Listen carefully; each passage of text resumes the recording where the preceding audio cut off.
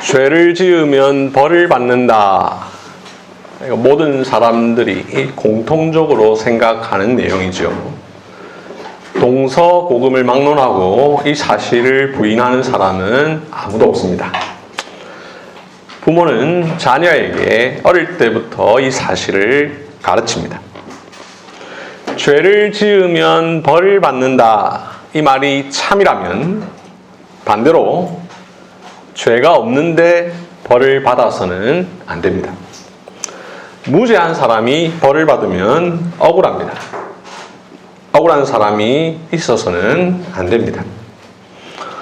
윌리엄 블랙스톤이라는 사람이 10명의 범인을 놓치더라도 1명의 무고한 사람이 고통받으면 안 된다라는 말을 했습니다.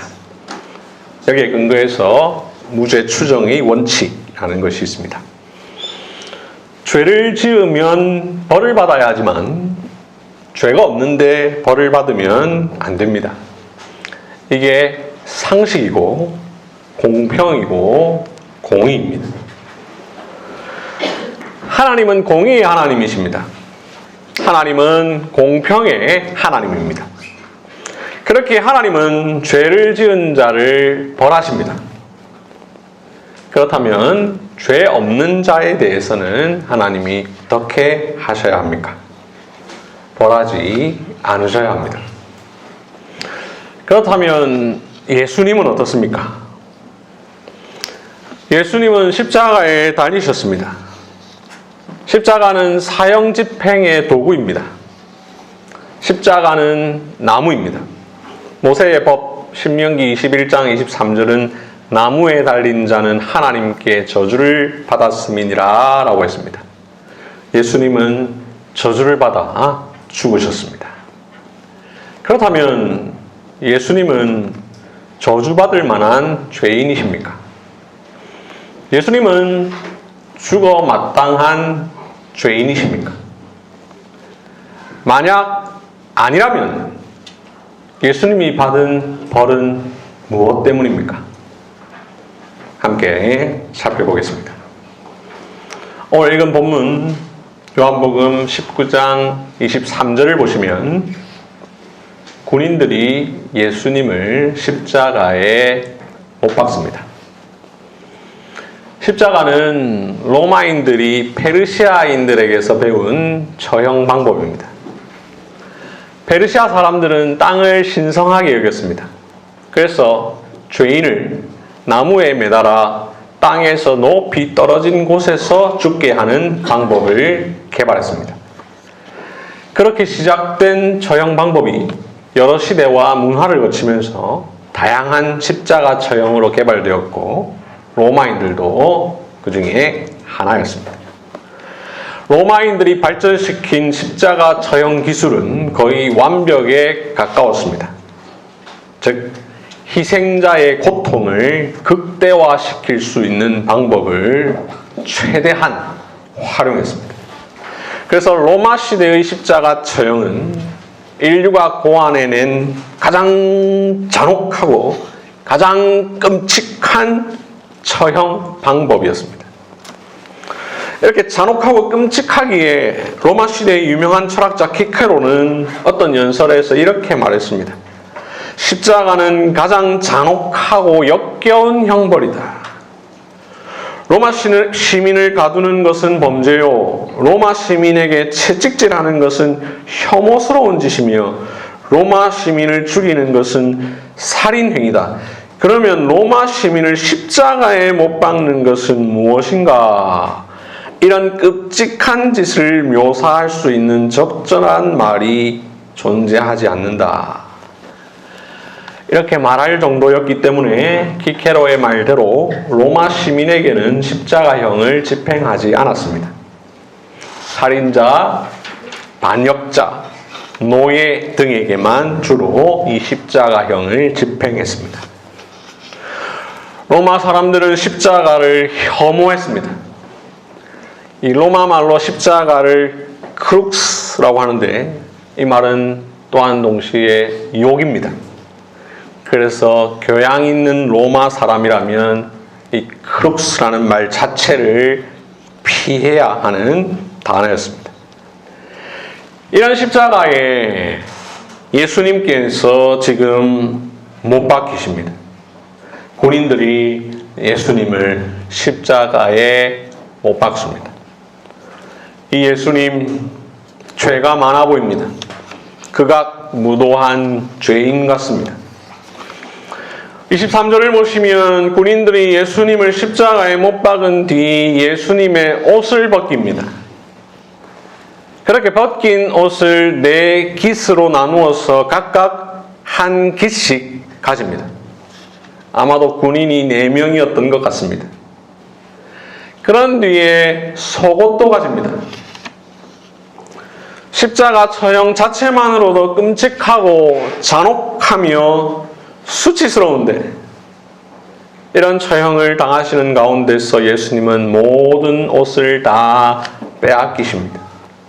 겉옷만 아니라 속옷마저 빼앗기셨으니 벌거벗겨지셨습니다.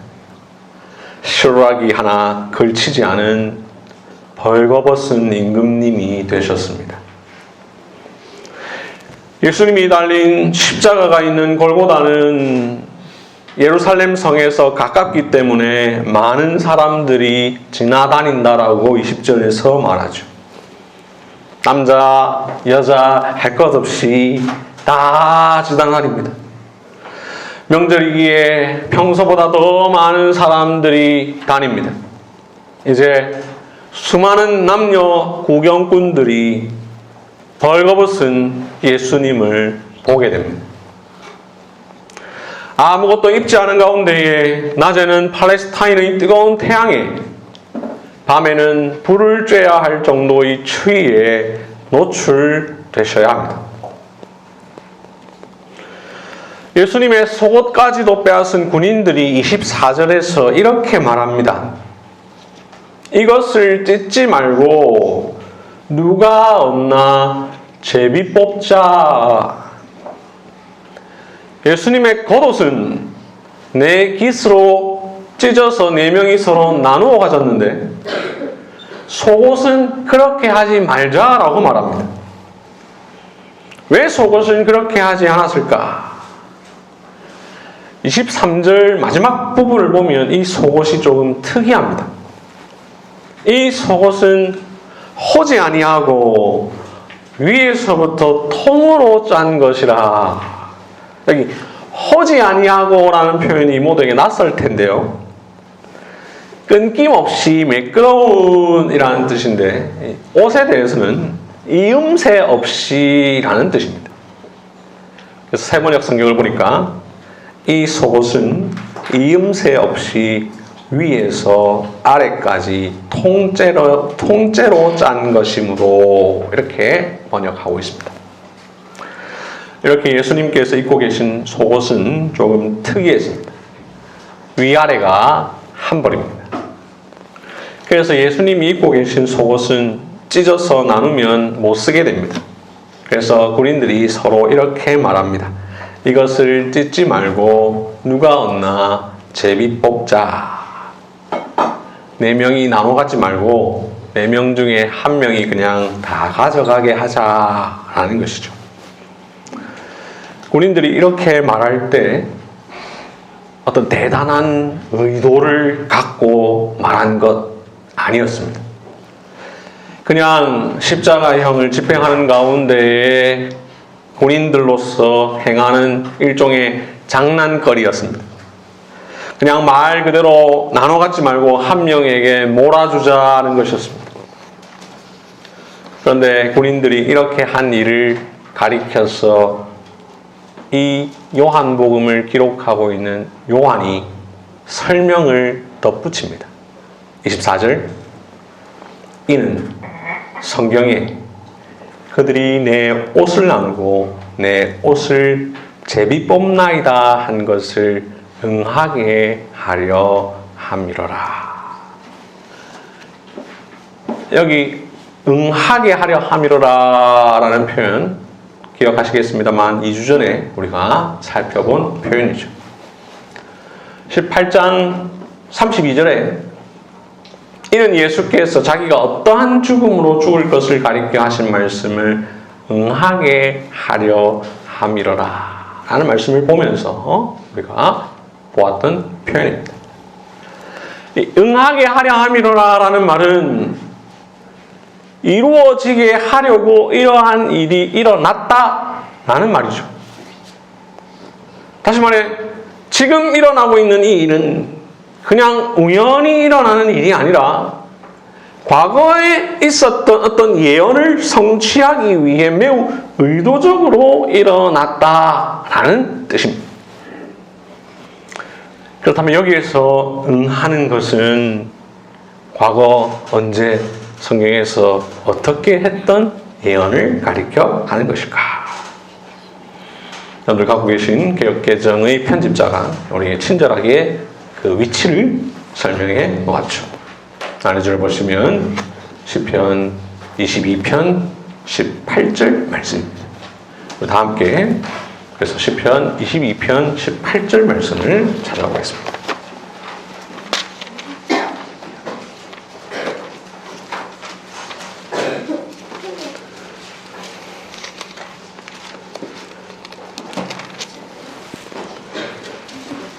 시편 22편 18절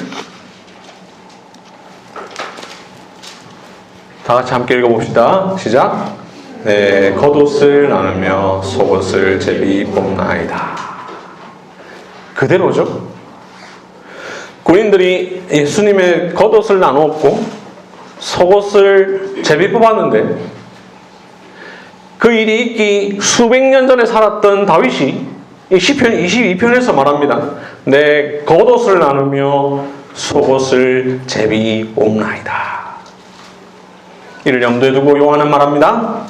이는 성경에 그들이 내 옷을 나누고 내 옷을 제비 뽑나이다 한 것을 응하게 하려 함이로라. 군인들은 그냥 한 말입니다. 우리가 하는 일 이거 딱 이룰 거다 이렇게 하고 한 게 아닙니다. 그런데 그들은 자기들의 의도와 전혀 상관없이 시편 22편 18절을 응하게 했습니다. 신약 성경에 보면 이 요한복음 19장 24절 말씀처럼 구약을 인용하면서 설명하는 경우가 종종 있죠. 그런데 신약 성경의 저자들이 구약을 인용할 때는 그냥 구약의 어느 비슷한 구절 그냥 인용하는 것이 아닙니다. 거의 대부분은 그 구절이 포함된 앞뒤 문맥을 고려하여서 인용합니다. 그러니 요한이 시편 22편 18절을 인용했다는 것은 이 18절만 아니라 시편 22편 전체를 염두에 두고 인용한 것이라 볼 수 있습니다. 그렇다면 시편 22편은 어떤 내용일까요? 1절에 보니 내 하나님이여 내 하나님이여 어찌 나를 버리셨나이까 라고 해서 이 시편을 쓴 시인이 고통 가운데 있다라는 것을 우리에게 보여줍니다. 그래서 시인이 하나님을 부르고 신음하고 있습니다. 그의 고통이 얼마나 큰지 2절을 보면 낮에도 하나님을 부르고 밤에도 하나님을 부릅니다. 14절에 보면 뼈가 어그러지고 마음이 녹아버릴 정도의 고통을 당하고 있습니다.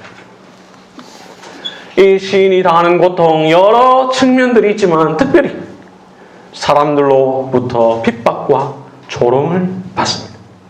6절을 보면 나는 벌레요 사람이 아니라 사람의 비방거리요 백성의 조롱거리니다 라고 말합니다. 16절을 보면 개들이 나를 에워쌌으며 악한 무리가 나를 둘러 내 수족 즉 손과 발을 찔렀나이다 라고도 표현합니다. 이 모습 오늘 본문의 십자가에 달리시는 예수님과 매우 비슷합니다. 그런데 시편 22편을 자세히 보면 이상한 점이 있습니다. 이 시인이 고통당하는데 고통당해야 할 이유가 없습니다. 이 시인은 잘못한 것도 없고 죄를 범한 사실도 없습니다. 오히려 그는 고통 가운데서도 하나님을 찬송합니다. 3절, 이스라엘의 찬송 중에 계시는 주여, 주는 거룩하시니이다. 10절, 주는 나의 하나님이 되셨나이다. 그야말로 이 시인은 의인입니다. 고통당해야 할 이유가 없습니다. 고통 중에도 오히려 하나님을 찬송하는 자입니다. 그런 그가 고통당합니다. 사람들이 이 시인의 겉옷을 나누며 속옷을 제비 뽑습니다. 이 시인이 겪는 고난과 수치 도무지 납득할 수 없습니다. 설명하기 어렵습니다. 그래서 이 시편 22편은 무죄하고 경건한 의인 한 사람이 당하는 고통을 우리에게 보여주고 있습니다. 무죄한 자가 당하는 고통, 이것이 시편 22편의 주제 중에 하나입니다. 이제 우리는 오늘 본문 요한복음 19장 24절에서 이는 성경에 그들이 내 옷을 나누고 내 옷을 제비 뽑나이다 한 것을 응하게 하려 함이로라 라고 말하면서 바로 이 시편 22편 18절을 인용한 이유를 알 수 있습니다. 요한은 그냥 인용한 것이 아닙니다.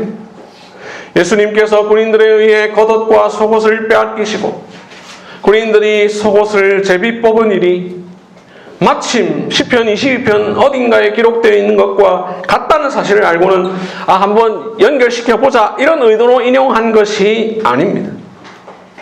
요한은 이 두 구절의 관계가 전혀 우연이 아니라는 사실을 잘 알고 있습니다. 군인들의 행동이 군인들의 의도와 상관없이 시편 22편의 시인과 예수님을 연결시키는 일이 되었다는 사실, 이것이 하나님의 작정 안에 있다는 사실, 그리하여 예수님이 무죄하신 분이라는 사실을 드러낸다는 사실을 알고 이것을 기록했습니다. 그래서 말합니다. 이는 성경에 그들이 옷을 나누고 내 옷을 제비 뽑나이다 한 것을 응하게 하려 함이로라. 이를 통해 우리 모두에게 요한이 선언합니다. 아무 죄 없는 무죄하신 그리스도께서 십자가에 달려 죽으셨다. 그렇습니다. 군인들에 의해 십자가에 못 박히신 예수님, 그는 죄가 없습니다. 그는 의인입니다. 그는 무고하게 핍박과 고난을 받는 억울한 사람입니다. 예수님은 시편 22편의 시인처럼 무죄합니다. 무죄하신 그리스도께서 십자가 위에서 친히 시편 22편 1절을 외치십니다. 엘리 엘리 라마 사박더니 나의 하나님 어찌하여 나를 버리셨나이까. 예수님께서 십자가 위에서 하신 7마디의 말씀 중에서 4번째로 하신 말씀이죠. 순서상으로 다음 시간에 보게 될 요한복음 19장 26절 27절 여자여 보소서 아들이다 보라 내 어머니라 라는 그 말씀 바로 다음에 하신 말씀이죠.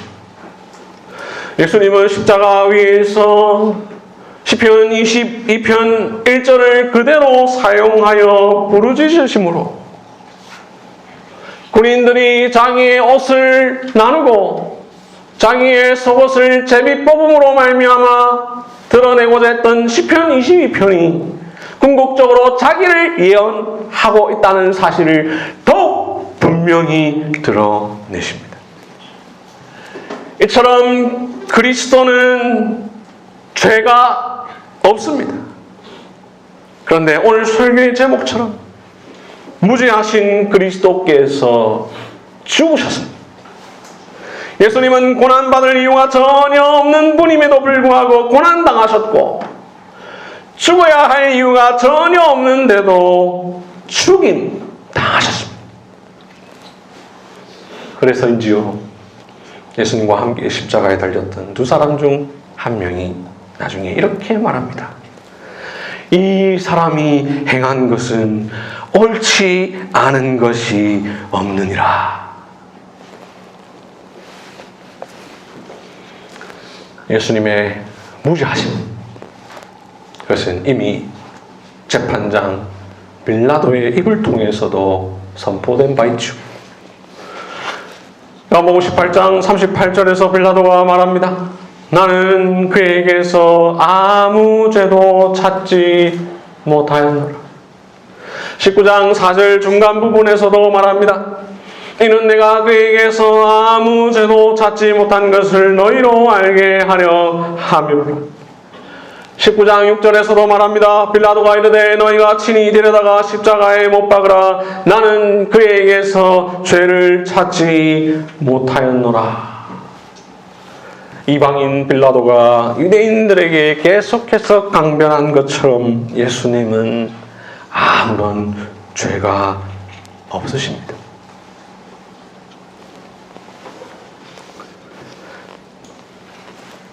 이 세상에 죄 없는 사람이 있습니까? 요한일서 1장 8절은 말합니다. 만일 우리가 죄가 없다고 말하면 스스로 속이고, 죄가 없다고 말하는 사람은 스스로를 속이는 사람입니다. 요한일서 1장 10절은 말합니다. 만일 우리가 범죄하지 아니하였다 하면 하나님을 거짓말하는 이로 만드는 것이니, 나는 죄가 없습니다 이렇게 말하는 사람은 스스로만 속이는 것이 아니라 하나님을 거짓말하는 분으로 만듭니다. 그러니 이 세상에 죄 없는 사람은 아무도 없습니다. 그런데 딱 한 분 계시니 예수 그리스도입니다. 시편 22편의 시인, 그를 죄가 없다라고 말씀을 드렸는데 그 말의 뜻은 그가 고통당해야 할 만한 죄가 없다라는 뜻일 뿐, 그도 우리와 동일한 죄인이죠. 시편 22편의 시인도 결국은 죽어야 할 죄인입니다. 하지만 예수 그리스도 그분은 아예 죄가 없습니다. 고통당해야 할 죄도 죽어야 할 죄도 전혀 없으십니다. 예수님은 우리와 동일한 사람이셨습니다. 인성을 취하셨습니다. 그렇기에 우리 인간과 마찬가지의 연약함을 지니셨습니다. 하지만 그렇다고 해서 타락한 본성까지도 취하신 것은 아니었으니 죄가 없으십니다. 예수님은 성령으로 잉태되심으로 말미암아 무죄하게 태어나셨고 참 하나님으로서 전혀 죄를 짓지 않으신 분이십니다. 예수님은 원죄가 없으며 전생에 또한 죄를 지으신 적이 없습니다. 원죄도 자범죄도 없으십니다. 예수님은 평생을 거쳐 완전한 의인이요 선한 일만 하셨습니다. 그래서 히브리서 4장 15절은 우리에게 이렇게 말씀합니다. 우리에게 있는 대제사장은 우리의 연약함을 동정하지 못하실 리가 아니오 모든 일에 우리와 똑같이 시험을 받으신 이로되 죄는 없으시니라. 히브리서 7장 26절도 말씀합니다. 이러한 대제사장은 우리에게 합당하니 거룩하고 악이 없고 더러움이 없고 죄인에게서 떠나 계시고 하늘보다 높이 되시니라.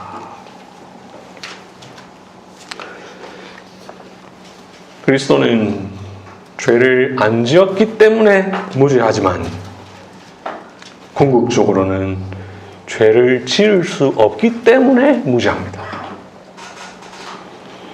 예수님은 전능하시죠? 전능하다라는 말은 어떤 일이든 못하는 게 없다 이런 말이죠. 말 그대로 예수님은 못하는 게 없으십니다. 전능하십니다. 그런데 못하는 게 있습니다. 죄를 짓지 못하십니다. 예수님은 죄를 짓지 못한다는 점에서만은 전능하지 못하십니다. 그 외에는 전능하십니다. 예수님은 죄를 안 지은 정도가 아니라 죄를 지을 수 없는 능력을 가진 전능자 하나님이십니다. 예수님은 고난당하실 수도 있고 죽으실 수도 있지만 죄를 지을 수는 없습니다.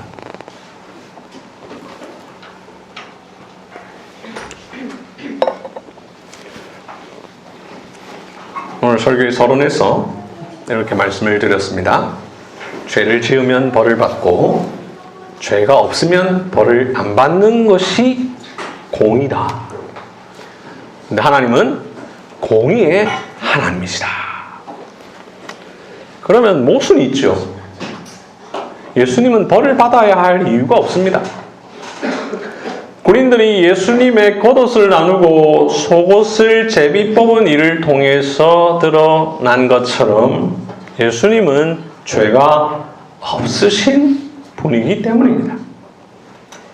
그런데도 예수님은 십자가에 달려 죽으셨습니다. 나무에 달려 저주를 받으셨습니다.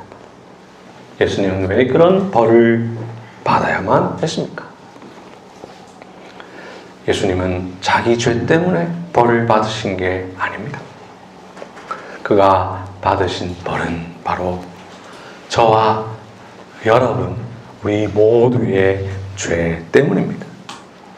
그가 당하신 형벌은 저와 여러분이 받아야 할 형벌입니다.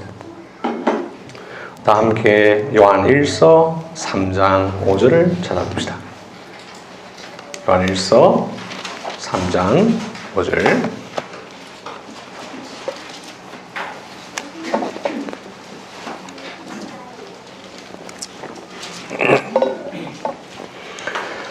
요한 1서 3장 5절. 그가 우리 죄를 없애려고 나타나신 것을 너희가 아나니 그에게는 죄가 없느니라. 여기서 말한 대로 예수님은 죄가 없습니다. 그러나 우리 죄를 없애려고 이 세상에 나타나셨습니다. 그렇게 오신 예수님, 이 예수님을 하나님이 어떻게 하셨습니까? 다 함께 고린도후서 5장 21절을 보겠습니다. 고린도후서 5장 21절.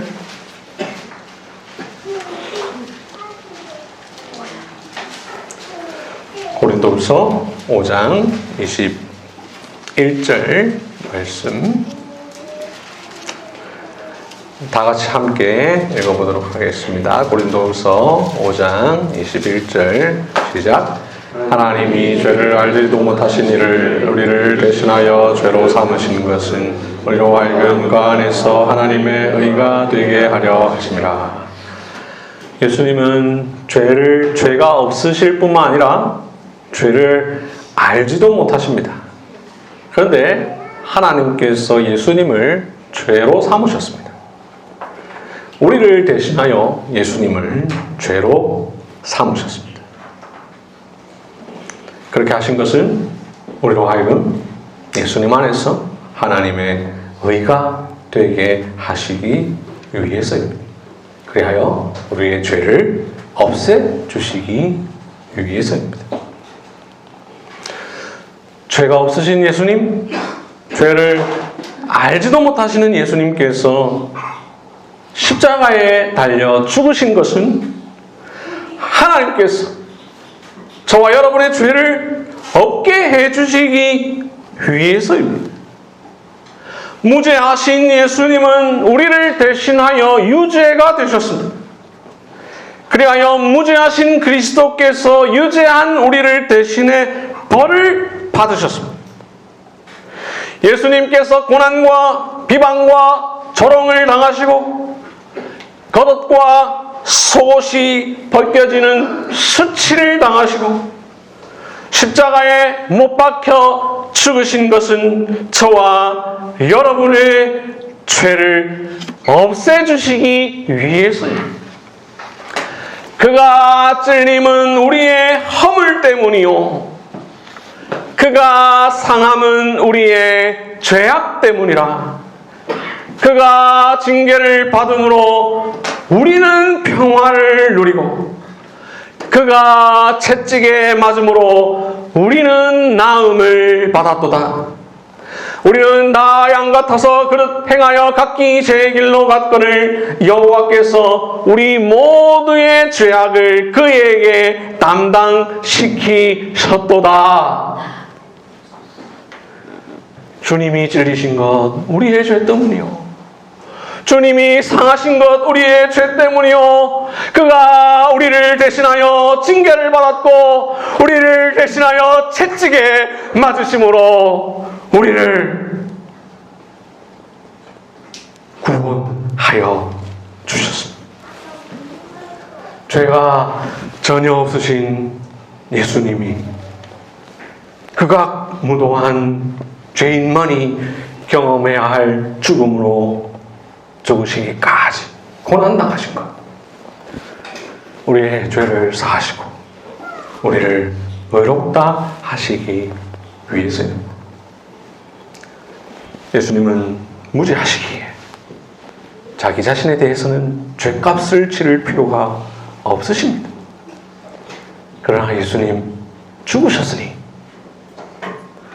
죄 없는 그분의 죽음이 죄 있는 우리의 죄값을 대신했습니다. 하나님은 공의의 하나님이십니다. 그래서 죄 지은 우리를 벌하셔야 합니다. 하나님은 우리 죄에 대한 벌 없이 우리를 용서하실 수 없습니다. 그것이 하나님의 공의입니다. 죄를 지으면 벌을 받는다. 그것이 하나님의 공의와 공평입니다. 그래서 우리 죄에 대한 대가를 우리가 아닌 자기 아들 예수 그리스도가 대신 지게 하셨습니다. 죄 없는 예수님이 대신 저주를 받게 하셨습니다. 하나님은 죄 없는 예수님을 죄로 삼으셨습니다. 우리를 사랑하시기 때문에 우리를 구원하시려고. 예수님이 우리 대신 십자가에 죽지 않았다면 우리가 죽어야 합니다. 예수님이 우리 대신 저주를 받지 않으셨다면 우리가 저주를 받아야 합니다. 그것이 하나님의 공의입니다. 그런데 예수님이 우리 죄를 대신 지셨습니다. 예수님이 우리가 받아야 할 형벌을 대신 받으셨습니다. 예수님은 죽어 마땅한 우리의 죄값을 대신 치러 주셨습니다. 그렇게 우리는 이제 더 이상 저주를 받지 않아도 되게 되었습니다. 우리가 받아야 할 저주를 예수님께서 다 받으셨습니다. 말씀을 맺겠습니다. 죄인이 달려야 할 십자가, 죄인이 받아야 할 저주, 예수님이 대신 하셨습니다.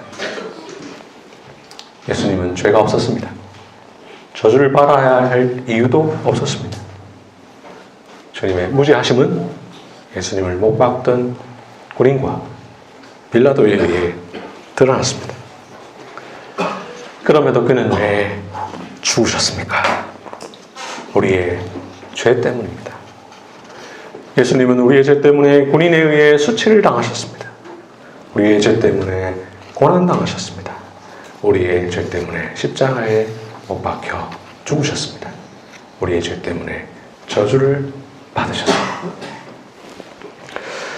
자기가 어떠한 죽음으로 죽을 것을 잘 아셨던 예수님, 당연히 자신에게 아무런 죄가 없다는 사실도 그 누구보다도 잘 아셨습니다.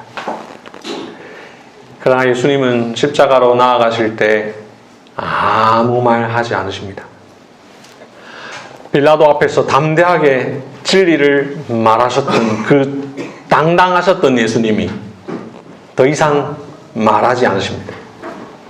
결국 예수님은 불의한 자들에 의해 불의하게 고난받으셨고 죽임 당하셨습니다. 이 모든 것이 우리를 위해서입니다. 이것이 곧 우리를 위한 복음입니다. 이 복음을 너희가 믿느냐? 아멘. 함께 기도하겠습니다.